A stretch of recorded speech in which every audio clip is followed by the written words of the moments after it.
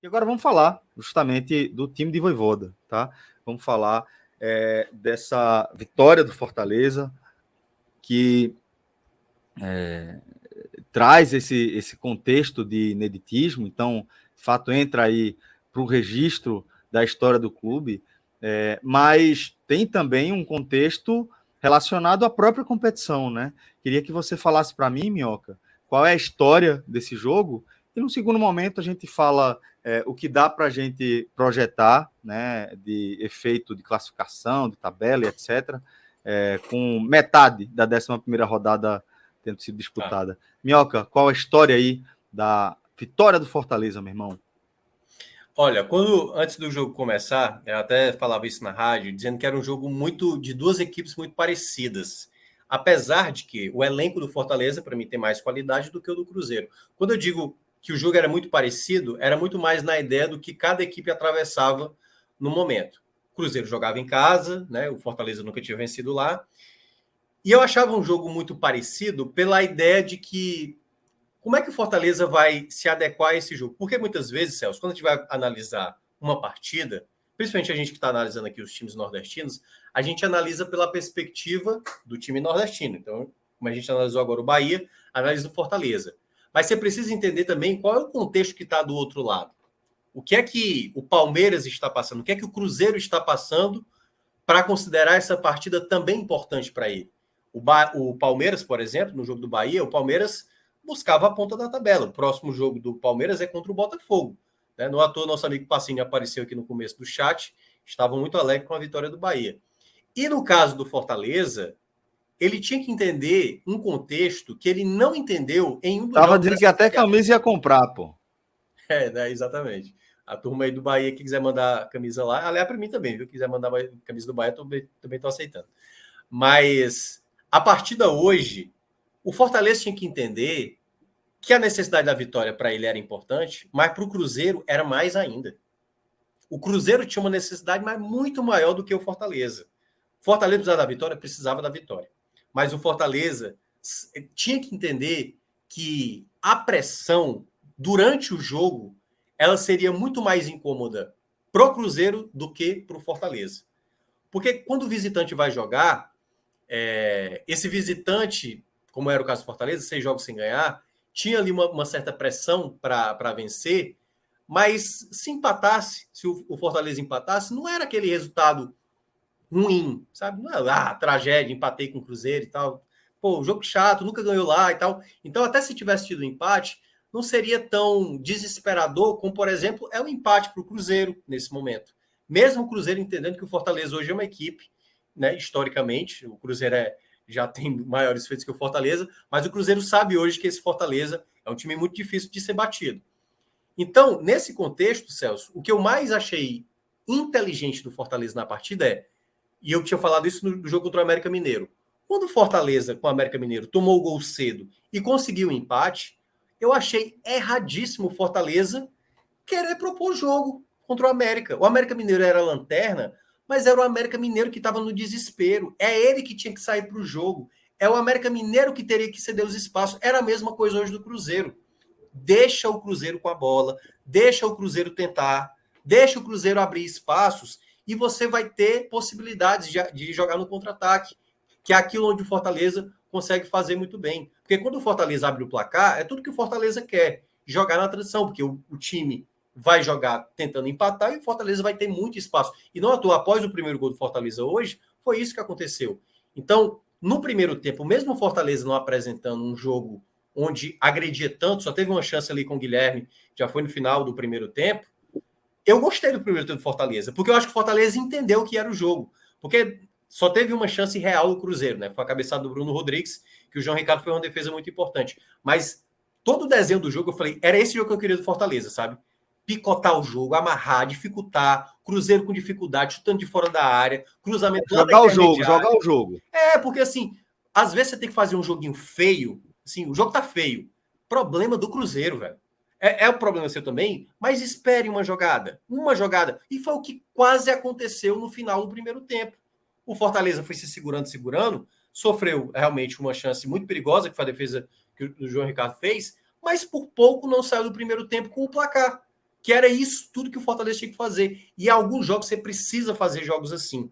Às vezes, quando você pega um adversário que tecnicamente é inferior a você, como é o caso do Cruzeiro, que em termos de elenco eu acho inferior ao Fortaleza, às vezes você tem que fazer um jogo feio. Nem sempre você, como time de mais qualidade, que, pronto, é o que eu falei do Abel Ferreira com o Palmeiras. O Palmeiras, quando ele precisa fazer o jogo feio, ele faz o jogo feio. Pode ser contra o Curitiba. Ele não tá nem aí. É 1-0 contra o Curitiba, problema do Curitiba. Eu preciso de 3 pontos. Então, esse contexto, eu gostei do primeiro tempo do Fortaleza por isso. E principalmente da maneira como o Fortaleza volta desse intervalo. Fortaleza passou a ser uma equipe muito mais agressiva, começou a entender como atacar. Por quê? O que é que ia acontecer no segundo tempo? Não, o Cruzeiro está desesperado para ganhar. O Cruzeiro já estava 6 jogos sem ganhar. Precisava ganhar, a torcida estava irritada. O gramado do Mineirão, aliás, o pior, para mim, hoje é o pior gramado do Brasil. Assim, tá horrível o gramado do Mineirão. Do Castelão também não tá lá essas coisas, mas do Mineirão tá algo pavoroso depois dos últimos, dos últimos shows. E desde o segundo tempo deu para ver que o Fortaleza, antes do primeiro gol, era o time que estava mais tentando, era o time que mais chegava. Então o Guilherme teve chance, Pikachu teve chance. Então o desenho do primeiro gol já estava muito bem desenhado. E aí depois, com as trocas que o Vojvoda fez, o time conseguiu. Então eu considero uma vitória, de novo, de uma equipe que entendeu o que é a partida. Nem sempre a maneira inteligente que você pensa o jogo vai trazer o resultado esperado. Mas muitas vezes você precisa entender como jogar a partida. E eu acho que o Fortaleza entendeu. Até porque esse contexto ele pode enfrentar, até porque quando você tem mata-mata, você tem que entender o contexto de jogo. O que é um primeiro jogo de mata-mata, o que é um jogo da volta quando você precisa tirar 2 gols de diferença, o que é um jogo da volta quando você tem a vantagem no placar, seja jogando em casa, seja jogando fora. Tudo isso, uma equipe coletivamente precisa entender. E esse Fortaleza eu vi hoje dentro de campo. Mesmo com alguns jogadores uns acima, outros abaixo, mas a leitura como time, a maneira como levar a partida, foi o ponto que eu mais gostei do Fortaleza lá no Mineirão, para sair com a vitória. É muito da maturidade, né, Minhoca? Eu acho que o Fortaleza, lógico que nem sempre você consegue traduzir pensamentos, ideias em resultados, né? Tem dia que não sai. Mas o Fortaleza vem se mostrando, e não é de hoje, um time muito maduro em suas ideias. E o jogo de hoje era uma porta, era uma brecha que o Fortaleza tinha para vencer fora de casa, para tirar pontos que muitas vezes te deixam menos pressionado para vitórias em casa contra times mais complicados. E é um ponto que eu sempre bato de que muitos clubes, muitos treinadores colocam como fora de casa empate é uma vitória. E não é bem assim. Um ponto é vitória. Não é bem assim. Isso é uma das posturas que mais me irritam no futebol. Mas me Porque irrita. você meio que homogeniza um cenário que não é homogêneo, né? Não é. É porque, como a gente fala, por mais que matematicamente, né, 3 pontos sejam sempre 3 pontos, né, que vão dar o mesmo impulso para a sua própria campanha, para a sua própria caminhada, o fato é que num campeonato como o Campeonato Brasileiro, com clubes de estruturas, de nível de maturação de time, de entendimento de futebol, de departamento de futebol, em estágios de maturação diferente, sempre a gente sempre vai precisar analisar esse campeonato de 38 rodadas de forma blocada, né? Porque cada realidade é uma realidade, cada clube está num momento da sua própria história e do seu projeto mais a médio prazo aí, e você sempre vai olhar o confronto contra aquele clube que está mais ou menos com os mesmos objetivos que você tem, que está mais ou menos com a mesma estrutura, o mesmo nível de futebol que o seu, de uma forma diferente, porque precisa se olhar dessa forma, porque não são 3 pontos que só te impulsionam para frente na tua jornada, são pontos que deixam de ser impulsionados para esse teu adversário, é quase como se você empurrasse ele para trás, ou como se você fosse para frente, se apoiando aí nele. Então, por isso que é importante diferenciar aí o peso, né, dos 3 pontos. O olhar vencedor, você tem que ter um olhar vencedor. Você tem que ter um olhar vencedor. Por mais enxergar que você as oportunidades, né? Isso. você sabia que, time por time, o Fortaleza é superior ao Cruzeiro hoje. Tem a diferença de jogar fora de casa? Tem. Tem a diferença de jogar diante de uma torcida do Cruzeiro que pode empurrar? Tem. Mas tem um outro ponto que Minhoca bem colocou. A pressão contra o Fortaleza, em um momento, viraria de chave se o resultado para o Cruzeiro não saísse logo. Porque a pressão começa a ser em cima do adversário que não vinha tendo resultados, que é o Cruzeiro. E você compreender isso e, a partir daí, achar saídas no jogo para vencê-lo, e não somente achar que se defender e não criar oportunidades, não criar soluções para vencer é o melhor caminho, a derrota vai terminar batendo na sua porta mesmo. E a derrota vai bater na sua porta quando você poderia pular essa fogueira. Porque muitas vezes, quando você fica só atrás se defendendo, você dá chances do acaso acontecer, você dá chances dos erros que, a partir do momento que o time martela tanto em cima de você, pode acontecer. Teve uma bola, um lance do Cruzeiro, o Cruzeiro criou muito pouco em termos de criatividade de jogo pensado. Teve de bolas aéreas, de bolas alçadas, teve a bola de Bruno, a cabeceada de Bruno, que foi em cima depois de um escanteio. E talvez a jogada de maior perigo do Cruzeiro no segundo tempo tenha sido justamente dessa de simplesmente dar pressão pela pressão. No final lá de Henrique Dourado a cabeçada, e uma antes, que é um cruzamento de Bruno, que não é um cruzamento a meia altura, que passa por 4 jogadores do Cruzeiro e ninguém bota o pé. Somente o último. Mas são situações de que o Cruzeiro não conseguiu produzir, não conseguiu botar o Fortaleza na roda. Porque o Fortaleza conseguiu ser inteligente ao ponto de vou ter momentos que eu vou sofrer um pouco mais aqui atrás, mas eu vou jogar. Eu vou agredir. Porque se eu agredir, eu preocupo o Cruzeiro. Se eu agredir, o Cruzeiro não vai com 10. Divide, né, a atenção dos jogadores do outro lado com a necessidade de você. Você só não ataca, você precisa defender. Você só ataca, você não fica hiper focado no ataque, você tem que dividir seu foco ali com o que está acontecendo atrás de você. E um ponto importante também, Celso e Cauê, que é aquela situação do, por exemplo, um adversário que tem dificuldade técnica, né? Deixa esse time com a bola. Deixa o cara se enrolar. Não é isso que eles têm dificuldade, porque muitas vezes, quando o time tem limitação técnica, às vezes, até mesmo jogando em casa, se proteger talvez seja a melhor alternativa para tentar vencer um resultado, entendeu? Na Série A, com certeza, pô. E principalmente, às vezes, que é isso que aconteceu com Fortaleza nos últimos anos, de como se construiu esse Fortaleza, né? Hoje, muita gente olha para o Fortaleza e cara, não vamos também querer propor em cima do Fortaleza, porque os caras sabem jogar.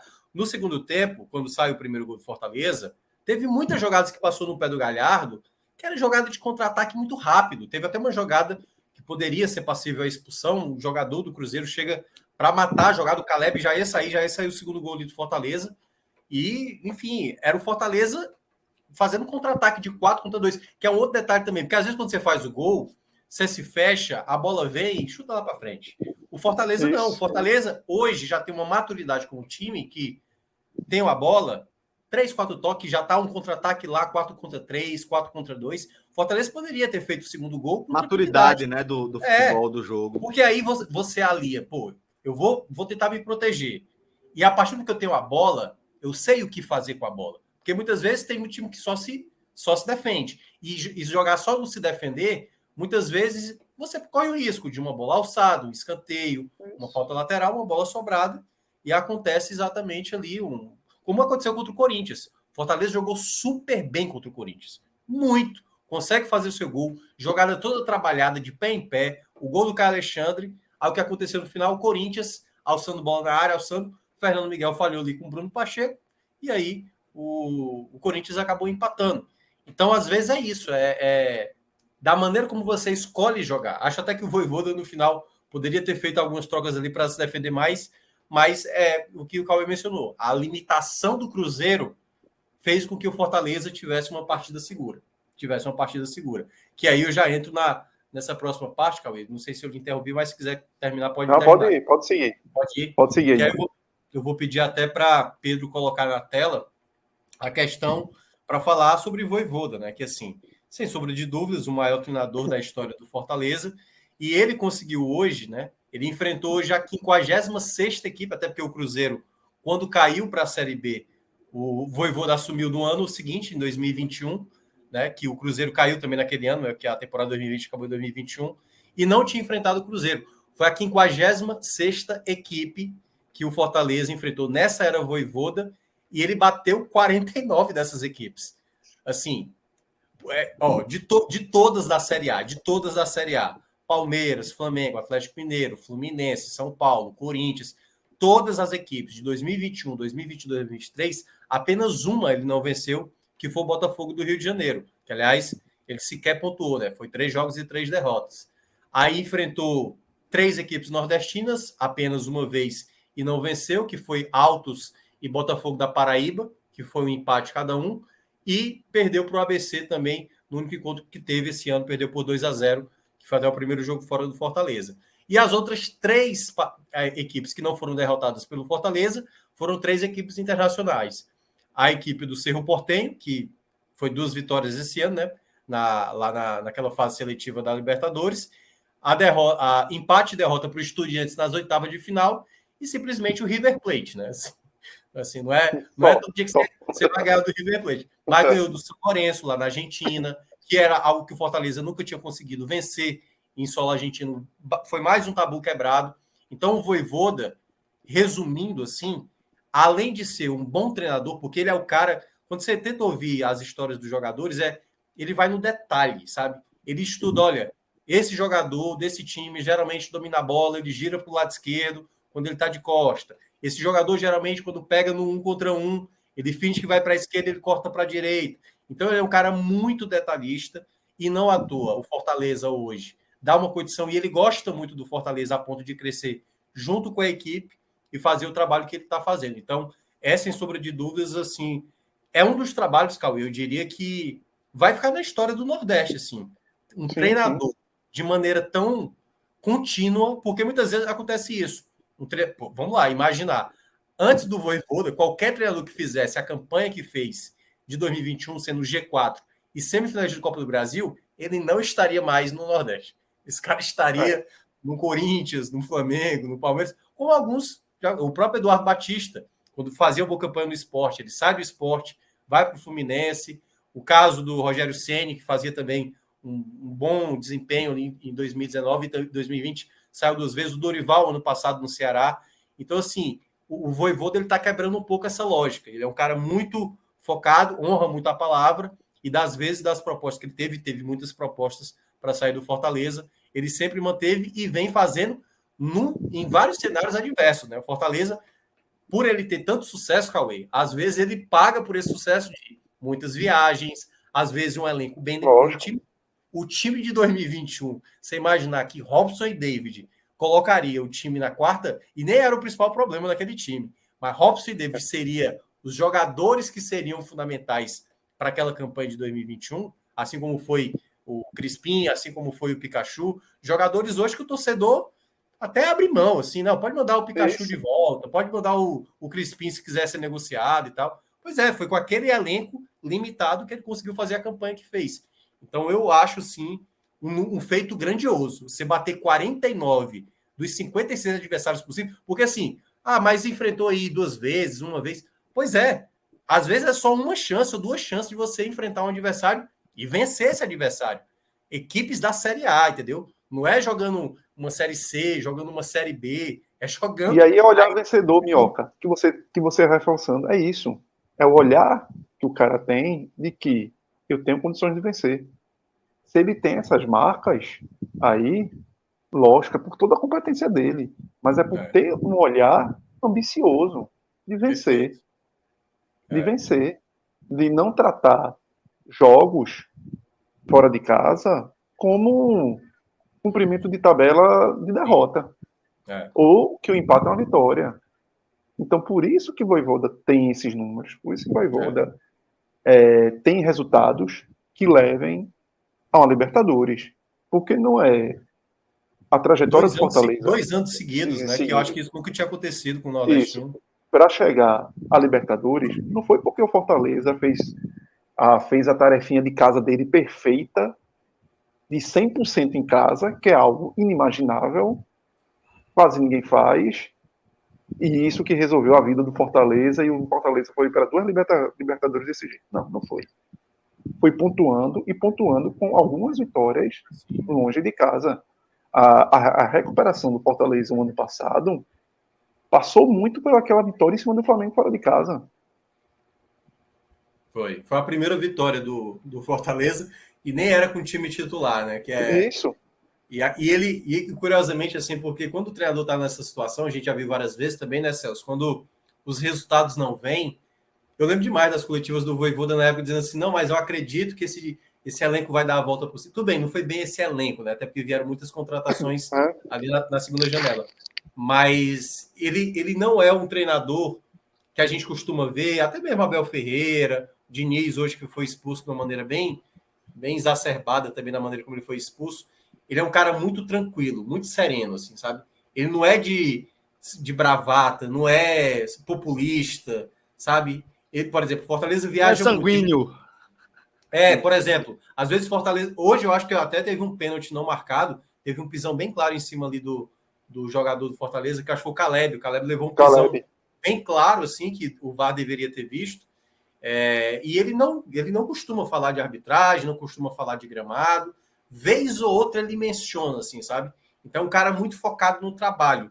E isso eu acho que é uma coisa que transpassa, né? A maneira como ele conduz, muitas vezes, o grupo. E o jogador que não se encaixa, não é que ele vai bater de frente, ele simplesmente, olha, amigo, você não vai... Como foi o caso do Felipe Alves, o goleiro, o Kaiser. Jogadores que tentaram bater o pé. Eu tenho que ser titular, eu tenho que ser titular. Pô, meu amigo, não é assim. Eu trabalho... O próprio Marinho que está chegando... O Marinho ele vai ter que entender esse contexto, que ele vai começar como titular e vai ser substituído, que no próximo jogo ele não vai ser o titular.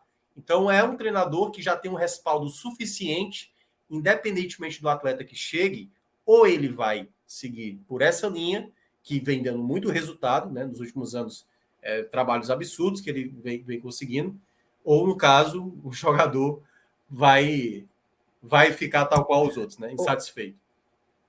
Ô, Minhoca, queria falar 2 coisas sobre o Vojvoda, né? Que eu já falei isso aqui algumas vezes, né? Acho que é bem comum a gente que acompanha futebol, né? Observar grandes trabalhos únicos, né? De treinadores que muitas vezes eles vêm daquela condição de ser interino, de ser o técnico da casa, tal, e num momento específico ele consegue dar uma engrenada e fazer um grande trabalho ali. E isso já, para mim, já é mérito demais. Para mim, isso já é um selo que faz com que esse profissional mereça uma diferenciação, sabe? Eu acho que fazer um grande trabalho já é um marco muito relevante e que diferencia boa parte dos treinadores, né? Não é todo mundo que consegue fazer um grande trabalho assim, em nível histórico, assim, nacional, marcante, etc. Mas eu acho que tem várias formas de você dividir os treinadores, e uma das formas que eu gosto de dividir também, Minhoca, é entendendo quando o cara faz um grande trabalho, eu acho que requer um diferencial, e tem outro diferencial que exige outro tipo de skills, outro conjunto de skill, né, outro tipo de habilidades, que é quando o trabalho sai do trilho, sabe? Recolocar um trabalho no trilho é muito difícil. Muito difícil. Quantas vezes a gente viu grandes trabalhos se encerrando num momento de instabilidade, você perde um jogador, você... Treinadores respeitados, vitoriosos, campeões desses mesmos clubes. Sim. E muitas vezes o pessoal... Cara, temos que abrir mão, porque precisamos ter uma outra maneira de jogar. E às vezes muita gente acredita precisamos reagir de uma forma diferente. E aí essa era outra análise que eu ia fazer. Causar um choque diferente no elenco e talvez... Perfeito. se habituou demais àquele modelo e aí não tem outra Perder forma. a pressão da torcida, sabe, Minhoca? No É de passado foi bem isso, entender. né? E aí, a outra análise que eu faço da situação de Vojvoda, além de entender hoje que ele ocupa, no meu critério, o panteão de um cara que não tem só grandes trabalhos, grandes resultados, grandes campanhas, como é também um cara capaz de gerir um clube que sai dos trilhos e colocar o clube de volta nos trilhos sem perder a serenidade, sem perder o elenco. Então, isso é um enorme mérito de Vojvoda, que diz respeito também com o que você estava tratando, mas tem outro aspecto importante para a gente entender o momento que o Fortaleza vive, que é também a gestão do clube, a gestão financeira, orçamentária responsável, ir bem no mercado, até porque você consegue ter lastro para errar quando você faz uma boa gestão orçamentária aí de seus ativos e etc. E da inteligência emocional de manter o trabalho, a confiança, quando já havia uma enorme pressão indicando o caminho contrário, sabe? Então, acho que é importante a gente analisar que Vojvoda ele vai quebrando vários paradigmas, além de marcas e recordes e feitos históricos. Eu acho que ele vai quebrando vários paradigmas nessa caminhada dele, apresentando formas diferentes de você analisar o futebol, forma menos imediatista, forma menos apaixonada, e apostar que isso sim tende a dar bons resultados quando você permite que um trabalho floresça, superando fases de agrura ali, né, de dificuldade, pressão da torcida, péssimo relacionamento com a torcida, cobrança de todas as áreas. Quando você costuma ter a sabedoria, a resistência, a resiliência para superar uma fase assim, muitas vezes você acaba sendo recompensado com isso, né? Abrir mão até de a maneira como você. Tipo, o Fortaleza de 2021 era um time que não tinha medo de atacar, e às vezes, quando perdia, como foi a semifinal da Copa do Brasil contra o Atlético Mineiro, tomou um goleada, entendeu? Aí aquela, o Vojvoda no Flamengo, se faz um negócio desse, é demitido. Tomar a goleada, ninguém aceita. Exato. Entendeu? Exato. Mas exato. no ano Simplesmente passado, não tem espaço, né? Ele mudou, né? Tipo, era um time muito mais reativo. Quando teve aquelas 5 vitórias seguidas no começo do retorno, foi jogando ali, sabe, no risco mínimo. Amadurecendo, né? Buscando alternativas, construindo opções. Assim, o Vojvoda, ele tem alguns defeitos ainda de determinado, por exemplo, o jogo lá contra o Mérida, não precisava ter viajado com tanta gente. Por isso que eu falo que na próxima semana, quando for enfrentar o Palestino, eu acho que o Vojvoda ainda vai cometer o mesmo erro de mandar alguns jogadores que não precisa mandar. Porque o jogo depois contra o Palestino lá no Chile vai ser o Flamengo no Maracanã, entendeu? Eu acho que o Vojvoda, depois do jogo do Atlético Mineiro, guarda aí umas 7 peças, manda garoto, manda menino, até porque você ter uma campanha boa nessa primeira fase da Sul-Americana é só para tentar garantir o mando no jogo da volta. E, por exemplo, o Fortaleza teve o mando do jogo da volta contra o Palmeiras na Copa do Brasil. Perdeu 3-0 na ida, 1-0 na volta. Então, na verdade, é muito mais com o que você faz. Como é que você vai lidar com o jogo dentro de casa, fora de casa? E depende do adversário. Pode vir, por exemplo, um time da Libertadores como o Barcelona do Equador, que quase criou uma peça no Palmeiras no Allianz Parque, fez 2-0, depois tomou uma goleada, perdeu por 4-2. Então depende muito do adversário. Você pode pegar uma equipe da Venezuela, você pode pegar um time de altitude, você pode pegar uma equipe argentina, o próprio São Lourenço, por exemplo, que o Fortaleza teve dificuldade. Então, não necessariamente o fato de você ter uma boa campanha, lutar por essa boa campanha, vai te fazer... Então, eu acho que se eu fosse o Vojvoda, eu acho que ele não vai fazer, eu só pensaria no jogo do Galo e no jogo do Atlético Mineiro. E aí, esse jogo do Galo e do Atlético Mineiro é ótimo, né? Do Galo e do Flamengo, desculpa. Do Atlético Mineiro e do Flamengo, dos 2 finais de semana, porque o jogo do Palestino é um jogo garantido, classificado, é uma viagem chata lá para o Chile, sabe? Então, assim, eu guardaria algumas peças, 5, 6 peças, e todo mundo focado no jogo do Flamengo ali. Tiver o jogo do Palestino, vai lá. Assim, mas ele geralmente não faz isso. Ele, no jogo contra o Mérida, que era a pior equipe, ele gastou alguns jogadores. Quando foi enfrentar o Botafogo, o time era o Tinga batendo lateral errado, o cara Alexandre pisando na bola, o Lucero deu gol pro Tiquinho Soares, o João Ricardo pegou o pênalti e tal. Então, assim, é isso. Às vezes o mental, que é uma coisa que também explicou muito, né? Fortaleza vinha de 34 jogos seguidos jogando no meio de semana, final de semana. Cansa, cara. Cansa muito. Pois é, pô. Estava estafado. Por isso que essa pausa pode ter melhorado também para o Fortaleza em termos de concentração. Concordo. Um ponto, Celso, que para mim que entra, eu não vou entrar na questão de se o treinador treina estrangeiro ou brasileiro. Não é por isso. Mas de ser melhor ou pior. Mas que é um grande recado que o Vojvoda deixa para os treinadores brasileiros que vêm trabalhar aqui no Nordeste, treinadores com nome maior, eles são tão tentados no sucesso a ir embora, às vezes prematuramente. Exato. E o Vojvoda está mostrando... Muito importantíssimo você ressaltar isso, Cauê. O quanto mérito ele tem de não só construir as equipes, como saborear os momentos.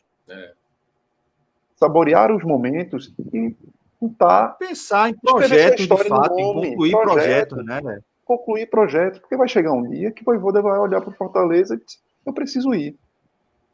Porque eu preciso escrever outras histórias. Que ser, velho, que seja da melhor forma possível, né? Deixando uma história foda aí. Sendo vencedor, possa ser que ele saia conquistando mais uma vaga na Libertadores. E ache que seja o melhor momento para ir embora. Por várias questões que ele tem direito. Para iniciar um novo projeto, né? Iniciar um novo projeto. Onde ele participe, onde ele tem a capacidade de interferir mais no processo, né? E um projeto vitorioso como o que ele está conduzindo no Fortaleza, com a postura que ele está tendo absolutamente diferente. Aliás, de dizer não a tantas propostas, né? Esse é um ponto muito importante, porque, assim, cara, isso seria muito bom se os treinadores que viessem trabalhar no Nordeste, claro, os clubes que têm um projeto muito bem definido, porque a gente sabe que alguns clubes não têm bem um projeto definido, que é uma coisa muito solta, e aí acho que só colocar o cara lá, vai lá, resolve. Esse é o padrão, na verdade, né, meu? Exatamente, por exemplo, o Fortaleza está fretando hoje o voo que sai lá de Minas para chegar hoje, vai chegar hoje de madrugada, já em Fortaleza, já pensando o jogo do Atlético Mineiro. O Fortaleza está gastando dinheiro para ter uma recuperação melhor já para o jogo de sábado contra o Atlético Mineiro. E, claro, né, se vencer, então a estratégia deu toda certa. Mas eu digo muito mais por conta do... Você imagina o Rogério Ceni que saiu 2 vezes, que até conseguiu ser campeão no Flamengo, né, e tudo mais, mas bastou uma crisezinha lá no Flamengo, foi embora. O Dorival Júnior foi campeão da Libertadores do Brasil, foi mandado embora, ele saiu do Ceará. Entendeu? Guto, e aí do Bahia para o Internacional. Você conseguir fazer isso no Bahia, você conseguir fazer isso no Sport, no Ceará, no Náutico, né? Assim, equipes. Claro, o Náutico hoje está. Estou falando assim, pegar um trabalho desse, você desenvolver esse trabalho e elevar o patamar do clube, sabe assim? Isso te dá um peso muito maior, cara. Muito maior. Sem dúvida. E você hoje... sabe o que, Minhoca? Essa roda tem que ser quebrada de alguma forma. Tá? Ela tem que ser quebrada de alguma forma. O imediatismo com o qual a gente conduz o futebol brasileiro, inclusive nós que analisamos aí o futebol no dia a dia, a gente também é contaminado, né, por esse vírus aí do imediatismo e das análises assim mais assodadas. Isso também é reflexo de como toda essa estrutura em que, de certa forma, a gente está inserido, em que a gente é uma pequena peça dessa engrenagem, ela respira, como ela funciona também, né? E para quebrar a roda, a gente tem que ter esses exemplos. A gente tem que ter atores corajosos, né? Capazes de fazer escolhas diferentes, de ter reações diferentes a cenários parecidos, né? Porque é muito tentador, pô. Há quantos anos a gente vê isso, né? Desde que eu me entendo por torcedor de futebol, que eu vejo qualquer pessoa que se destaca aqui num clube fora do eixo, você sabe que daqui a pouco está estourando aí no São Paulo, no Palmeiras, no Flamengo, você já sabe qual é o destino. Isso que o Vojvoda está fazendo é muito histórico, é um marco em vários níveis, e acho que ele já contribuiu demais com o futebol nacional. Abrindo até mão de ganhar um valor a mais, mas, cara, se eu ganhar 1 ou 2, sei lá, alguns milhões a mais aí no contrato anual que eu posso estar ganhando, e o trabalho desenvolver, talvez eu não vou estar sendo tão reconhecido do que eu tô. Olha o que eu estou fazendo aqui, entendeu? O que eu estou fazendo aqui. Pô, e aquele negócio da Minhoca, você sai de um lugar onde você conhece toda a estrutura, que você tem domínio, né, do elenco, que você tem respaldo, tem lastro com a torcida, com a direção, para ir assumir um pepino, de um cara para assumir um clube que vai olhar para você, para o seu retrospecto recente, como se fosse algo negativo. Esse cara tava no Fortaleza, pô. E a torcida não ter paciência nenhuma com ele. Quantos ele não treinadores o Flamengo aí teve? O cara. Como é? Quantos treinadores o Flamengo teve depois de Jorge Jesus? Quantos? Exatamente alguém. Você sai para lá e faz. Aqui eu tô ganhando Você 100 é um fantasma. Aqui eu tô ganhando 100 pontos. Porque vive disso, né? O Flamengo vive de fazer grandes campanhas. Isso. E você precisa manter sempre o nível de futebol daquele time de 2019 do Jorge Jesus. E todo treinador que não conseguir chegar perto daquilo, bastou ter uma má sequência. O cara vai ser limado. Porque o desespero é maior. Por isso me incomodou muito Dorival quando saiu do Ceará. Por quê? Dorival, e eu gosto muito do profissional Dorival.